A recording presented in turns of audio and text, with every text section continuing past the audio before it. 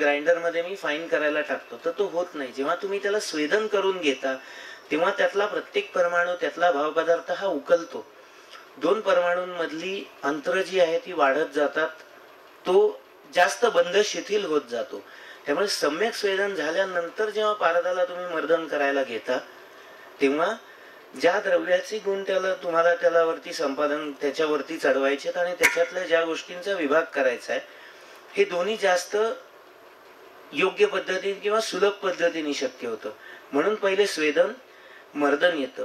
मर्दन झाल्यानंतर पारदाला मूर्छना करतो. मूर्छनानंतर उत्थापन. उत्थापनासाठी डमरूयंत्राचा वापर येतो, पुढे मी दाखवणार आहे तुम्हाला. पातन पण तिन्ही पद्धतीने, ऊर्ध्व, अधो आणि तिर्यक. मग तिन्ही पद्धतीने का करायचं? एकाच दिशेने करून पातनाचा उपयोग होत नाही का? तर याच्यामध्ये दिशा ज्या आहेत शरीरामध्ये तुम्ही जर बघितलं की या सगळ्याचा पारदाचा खटाटोप कशासाठी केला एवढा, तर 2 लोहवाद येतो आणि देहवाद येतो. तिथे देहवादाचा प्रश्न येतो. शरीरामध्ये जर का आपण बघितलं, सुश्रुताने तुम्हाला सांगितलं की नाभीच्या आसमंतानी 24 प्रकारच्या धमन्या असतात. काही ऊर्ध्वगामी आहेत, काही अधोगामी आहेत आणि काही तिर्यकगामी आहेत.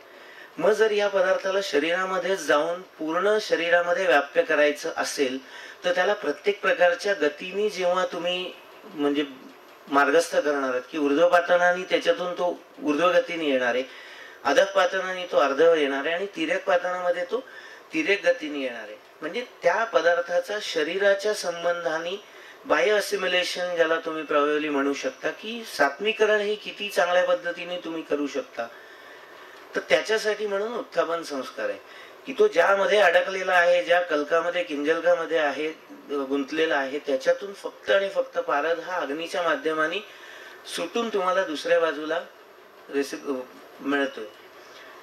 पातन, उत्थापन, पातन, ऊर्ध्व, तिर्यक, निरोधन आणि बोधन की या आतापर्यंतच्या संस्कारांनी त्याला काय षंडत्व आलेला असतो, मग तो सेंधव जलात ठेवतात किंवा त्यामध्ये काही गोष्टी सृष्टेंबुज म्हणजे काय वगैरे थोडे वाद आहेत, पण सेंधव जलामध्ये त्याचं निरोधन, बोधन हे उत्तम पद्धतीने होतं. नियमन आणि दीपन. दीपनापर्यंत आपण जर का बघितलं तर इथपर्यंत परत संस्कारित होऊन पुढे गज्जली करून तुम्ही त्याला वापरू शकता. पण एक साधारण प्रकार असा आहे की गंधकाची जारणा केल्याशिवाय पारदाचं मारण करायचा विचार करू नये किंवा पारदाचा वापर पुढे करू नये. पारद एक तर पहिली गोष्ट एकेरी तुम्हाला शरीरात वापरता येत नाही. एकेरी वापरता येत नाही म्हणजे काय? सुवर्ण भस्म तुम्ही केलं तर सुवर्ण भस्म तुम्ही 1 गुंज पेशंटला असंच देऊ शकता, पण 1 गुंज पारद तुम्ही नाही देऊ शकत. पारद आयदर त्याची गज्जली करायला पाहिजे किंवा काही ना काहीतरी त्याचा फॉर्म हा तुम्हाला बदलायला पाहिजे, तरच होऊ शकतं. पुढचे संस्कार काय? अनुवासन, चारणा, जारणा, गर्भधृती, बाह्यधृती, रंजन, सारणा, क्रामण आणि वेद. या प्रत्येकामध्ये पारदामध्ये तुम्ही एक कॅपॅसिटी, एक पोटेन्सी तुम्ही बिल्ड करत जात आहात. चारणा म्हणजे काय? तर अभ्रकसत्वासारखा पदार्थ आहे. तर मी जसं मगाशी तुम्हाला नागाचं उदाहरण दिलं की पारदाला बुभुक्षित केल्यानंतर त्यामध्ये जेव्हा तुम्ही अभ्रकसत्व देता, अभ्रकसत्व घोटता त्याबरोबर, तेव्हा ते त्यामध्ये लीन होतं म्हणजे त्याच्यातून नंतर तुम्हाला वेगळा काढता येत नाही. मी फडक्यावरून गाळा किंवा काही करा,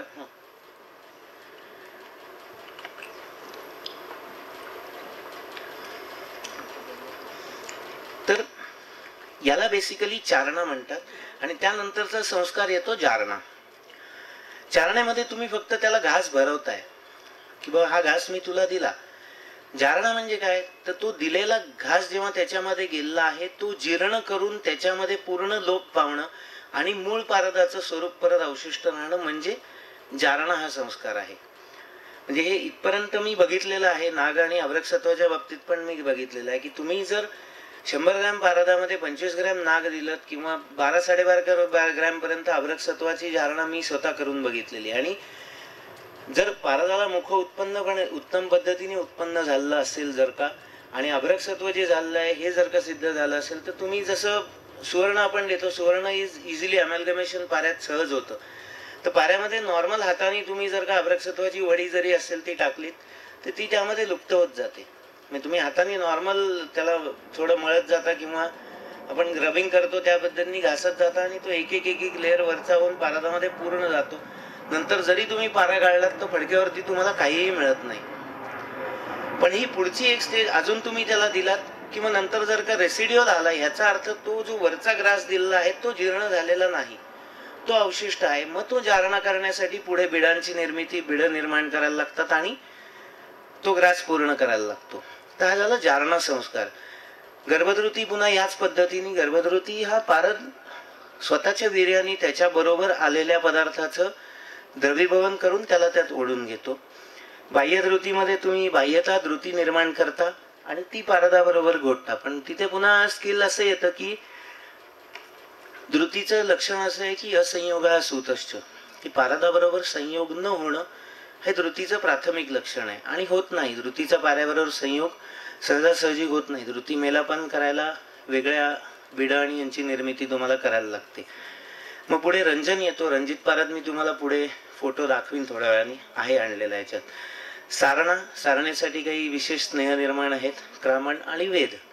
तर आता वेदापर्यंत जर का विचार केला, वेद म्हणजे काय कल्पना आहे, तर वेद तुम्ही पण पुस्तकं वाचलेली असतील. सांगितलेलं आहे की बाबा अमुक तांब्याचे चुरा असेल, तुकडा असेल, किंवा तांब्याला सोन्यामध्ये परिवर्तन करतो, नागाला रौप्यामध्ये करतो. तर याचा अर्थ काय आहे? ह्या गोष्टी हायपोथेटिकल आहेत का? त्या गोष्टी हायपोथेटिकल नाही आहेत. हे ज्यांना जमतं अशी लोक आहेत. माझ्या आजोबांनी काही बनारसचे हरिशास्त्री साने म्हणून एक वैद्य होते, ते अण्णांकडे यायचे, म्हणजे माझ्या आजोबांकडे, ज्यांना अण्णा म्हणतो मी. तर ते मला अण्णांना म्हणले होते की तुला मी सोनं करायला शिकवतो. माझे आजोबा त्यांना म्हणले मला त्या मार्गाला जाण्यात इंटरेस्ट नाही. पण अशी लोक आहेत की हे कुठे, मी तुम्हाला हे का सांगतोय समोर, की रसशास्त्राच्या ग्रंथामध्ये लिहिलेली प्रत्येक गोष्ट ही खरी आणि खरीच असते. ह्याच्यातली गोष्ट जर का झाली नाही किंवा कुठेतरी चुकत असेल प्रयोग, तर ती चूक तुमची होत असते. पुस्तक चुकीचं कधी नसतं. म्हणजे हे मी जेव्हा माझ्या विद्यार्थी दशेत असताना आम्हाला रसशास्त्र शिकवताना आमच्या एक मॅडम होत्या, त्यांनी आम्हाला शिकवलं असं की गजपुट म्हणजे काय, अजून पुटं कुठली असतात. मग वाग्भटाचा रसरत्न समुच्चयातला जो सुरुवातीचा पाठ आहे, गंधर्वपत्र तोयण गुडेसून सहभावितम, की 3 फुटात अभ्रकाचं भस्म होतं. तर मॅडमनी असं म्हणलं की लिहिलंय पुस्तकात, पण ते वाग्भटाच्या काळात होत होतं, आजकाल होत नाही. मग समोर मी त्यातून इनिशिएटिव्ह घेतलं आणि ते भस्म त्या पद्धतीने होतं. 2 फुटात भस्म होतं, 3ऱ्या फुटामध्ये संपूर्ण निश्चंद्र भस्म होतं. त्यांच्या मॅडमना दाखवलं. म्हणलं मॅडम तुम्ही म्हणलात होत नाही, मला जमलं, तुम्ही असं का सांगता की होत नाही? मग दॅट इज द थिंग की बाबा लिहिलंय ना वाग्भटानी, मग का होत नाही? तुम्ही चुकताय. आपण इझिली पुस्तकावरती ब्लेम करतो, ती चूक करू नका. कारण ग्रंथ हा गुरु असतो आणि गुरुला तुम्ही चूक म्हणू शकत नाही. चूक असेल तर ती तुमची, सुधारा कशी तुम्ही कराल ते तुमच्यावरती आहे. त्यामुळे हा संस्कारांबद्दल बोललो, थोडा मी वेगळ्या दिशेला गेलो. पण आता पारद बंध, बंध का करायचा? पारद मुळात कशासाठी करायचा? तर बंधस्तु संयोग विशेष, येन येन ही चांचल्यम दुर्ग्रहत्वम च नश्यती. हे 2 गुण पारदाचे, चांचल्य आणि दुर्ग्रहत्व. हे दोन्ही ज्यांनी नष्ट होतात तो बंध. मग तो लघुबंध असेल, जलौघाबंध असेल, स्त्रीरबंध असेल, गुटिका असेल, काही असेल. दुर्ग्रहत्व म्हणजे काय? शरीरस्य पारद धारण शक्ती, की शरीरामध्ये पारद राहू शकत नाही. म्हणजे आपण म्हणलं पारा पॉइझन आहे, समजा 100 ml पारा एखाद्या माणसाने प्यायला, तर काय होईल? तो टॉक्सिसिटी नाही मरणार. पहिलं इंटेस्टाइनल परफोरेशन होईल, तो पारा ग्रॅव्हिटीने खाली येत जाईल आणि तो माणूस मरेल, कारण तो ऍब्झॉर्ब होणारच नाही. पण हेच तुम्ही 100 ग्रॅम रससिंदूर दिलात तर कदाचित वेगळे परिणाम दिसू शकतील. कारण रससिंदूर स्वरूपात गेलेला पारा हा गटमध्ये राहू शकेल, रस रक्त मांस धातूंमध्ये पुढे जाऊ शकेल. त्यामुळे दुर्ग्रहत्व आणि चांचल्य नाश म्हणजे पारदाचं स्थिरीकरण. त्यामुळे ही 2 ऑब्जेक्टिव्ह जर तुम्हाला कायचिकित्सेत देहवादासाठी तुम्हाला वापरायचं असेल पारद, तर ही कुठे ना कुठेतरी तुम्हाला आवश्यक येतातच. आता दुसरी पद्धत म्हणलं की तुम्हाला फक्त शुद्धीवरती बेसिक लसणाने घोटायचं नाही आणि अष्टसंस्कार करणे इतका वेळ नाही, तर हिंगुलोत्थ पारदाचा वापर तुम्ही करू शकता. हिंगुलोत्थ पारदाला पूर्ण आदेश पण आहे की अष्टसंस्कार पाऱ्यांनी जे गुण येतात ते सगळे केवळ हिंगुलोत्थ पारदान तुम्हाला मिळतात.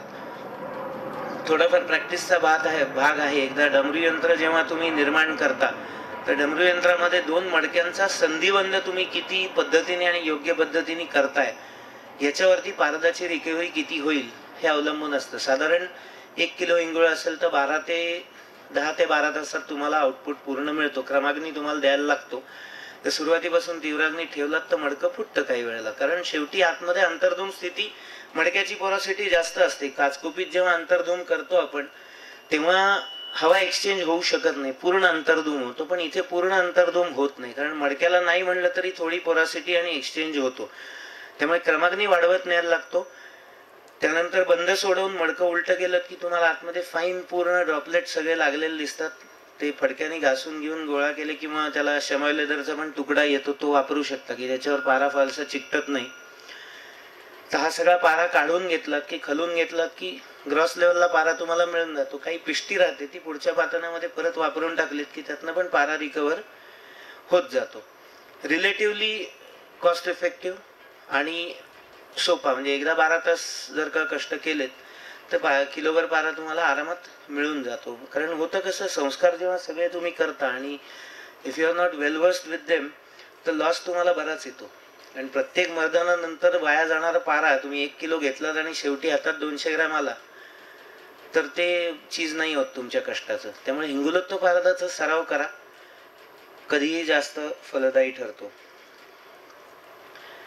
आता व्हेरियस रसाची इतर यूज काय, म्हणजे एक कायचिकित्सक म्हणून सोडलं तर बाबा अन्य धातू आणि उपधातूंची मारण करायला रस, पारद हे सगळ्यात प्रधान शस्त्र आहे असं मी म्हणेन. कारण पारदानी केलेली भस्म जी गुणवत्ता देतात ती अरिलोहानी किंवा त्यांच्या मित्रधातूंनी, गंधकानी, कशाने तेवढा प्रभाव तुम्हाला मिळत नाही. सिंपल प्रोसिजर, एक साधारण विचार केला आपण तर कुठल्याही धातूला ग्रंथपरत्वे जरी मी म्हणलं की 1 सेकंद मी बाजूला ठेवलं तर कज्जली तुम्ही निर्माण करू शकता किंवा रसपंक निर्माण करू शकता. कज्जली झाल्यानंतर त्याला तुम्हाला जे गुण त्या भस्मामध्ये आणायचे आहेत ते, समजा सुवर्ण आहे, सुवर्ण भस्माला तुम्हाला वृक्षत्व आणखीन आणायचं तर वृक्षद्रव्यांची त्याला तुम्ही भावना देऊ शकता किंवा जीवने गणातल्या द्रव्यांची भावना त्या कज्जलीला द्या. त्या कज्जलीचा सुवर्णावरती लेप करा आणि त्याला पुटं देत जा. सुरुवातीला अग्नी कमी असावा, हळूहळू हळूहळू वाढवत तुम्ही त्याला तीव्र गजपुटाकडे जर का नेलं तर उत्तम प्रतीचं भस्म तुम्हाला मिळतं. आता गुणादान काय करायचं हे चिकित्सकांनी त्या ठिकाणी ठरवायचं की हे सुवर्ण भस्म मला कशासाठी हवंय, त्यानुसार पुढे ठरवायला लागतं. म्हणजे काही जर तुम्ही स्थौल्यामधले योग जर का बघितलेत की जिथे हरताळ्याच्या वडवाग्नी रस उदाहरणार्थ, त्याच्यामध्ये सगळ्या पाठाच्या समभाग स्वर्ण भस्म आहे, हरताळा आहे आणि सगळ्याच्या आहे. मग तिथे जे तुम्हाला स्वर्ण वापरायचं आहे ते जर स्पेसिफिक निर्माण करायचं असेल तर ते त्या त्या द्रव्यांची भावना देऊन केलं तर त्या कल्पाची गुणवत्ता वाढणार आहे. ग्रंथातले योग जे तुम्हाला दिलेले आहेत हे तुम्हाला फक्त एवढ्यासाठी गाईडलाईन दिलेले आहेत की you should be well versed with the procedure of मारण. एकदा तुम्हाला मारण जमायला लागलं की मग ते कशाने करायचं, याचं मारण कशाने होईल, या गोष्टी तुम्हाला सुचायला लागतात. हा एक तुम्हाला मी रिपोर्ट दाखवतोय की 2007 साली एक वंगभस्माचा हे केला होता की पारद आणि हरताळाचा वापर करून वंगाच्या काही विशिष्ट विधी आहेत की चिंचा भस्म, त्याच्यात चिंचा क्षार वापरायला सांगितलं, अजून काही अश्वत्थ मूल सांगितलेलं आहे. तर पारदाचा वापर केल्यानंतर ऍक्च्युली पारदाचा प्रेझेन्स हा त्या भस्मामध्ये येतो का, तर तुम्हाला 2 व्हॅल्यू दिसत असतील तर बघा. पहिली व्हॅल्यू जी आहे त्याच्यामध्ये पारद आणि हरताळाचा वापर केलेला नाही. तिथे तुम्हाला दिसतंय टिन म्हणजे एसेन, म्हणजे आपण जे वंग वापरतो, वंग आधी तैले तक्रे गवा मूत्रे सगळ्या पद्धतीने पूर्ण शुद्ध करून त्याची जारणा करून नंतर त्याला पुट सुरुवात केली. तर जारणा केलेलं जे सॅम्पल आहे म्हणजे पुट सुरुवात करायच्या आधी ते सॅम्पल ॲक्युरेट अॅनालिटिकल लॅबला आम्ही अनालिसिसला दिलं होतं. पहिली जी पावडर आहे याच्यावर ॲटॉमिक स्पेक्ट्रोफोटोमेट्रीवरती तुम्हाला दिसते 76.10% ऑफ टिन वॉज ट्रेसेबल आणि आयन आहे 1.64. आणि दुसरं जे सॅम्पल स्टील ग्रे म्हणून आहे त्याच्यामध्ये टिनची ट्रेसेबिलिटी आहे 63.61 आणि 1.39 आयन आहे. आयनचा प्रेझेन्स कुठून आला, तर घोटायला जी कढई आणि पळी होती ती लोखंडाची होती. पहिल्या सॅम्पलमध्ये आर्सेनिक आणि मर्क्युरीला नील आहे आणि म्हणजे ॲरो आहे, कारण त्याच्यामध्ये घातलेलंच नाहीये. म्हणजे वंगाच्या 16° पारद आणि 16° शुद्ध हरताळ याचा वापर दुसऱ्या सॅम्पलमध्ये केलेला होता, उजवीकडे जे दिसतंय. आता पारदाचं तुम्हाला लक्षात येईल की there is a gross gain of 63 आणि 7 आणि 7 म्हणलं तर मी जवळजवळ 13-14% ॲटॉमिक लेवलला त्या मेटलचा प्रेझेन्स आपण कमी करू शकलो just because of addition of mercury. की अपुनर्भवत्व म्हणजे काय. भस्मांच्या ज्या परीक्षा तुम्हाला सांगितल्या की मित्रपंचकाबरोबर तुम्ही ते झालेलं भस्म हे भट्टीमध्ये किंवा मुशेत दमन करा. त्याच्यातून जर धातू चांदीचं वजन वाढलं की बा आधी तुम्ही 5 ग्रॅम चांदी घातलेलं आणि ते भस्म घालून समजा 5.25 ग्रॅम आली, तर याचा अर्थ त्या सॅम्पल मधून 0.25 ग्रॅम्स ही चांदीत मध्ये भर आली, कारण ते भस्म कच्चं होतं.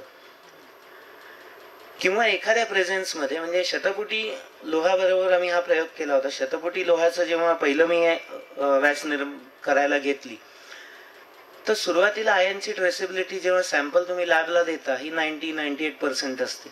पण जशी जशी पुटसंख्या वाढत जाते, तर 100 पुट झाल्यानंतर मला ॲटॉमिकली ट्रेसेबल आयनचा कंटेंट फक्त 39% मिळाला.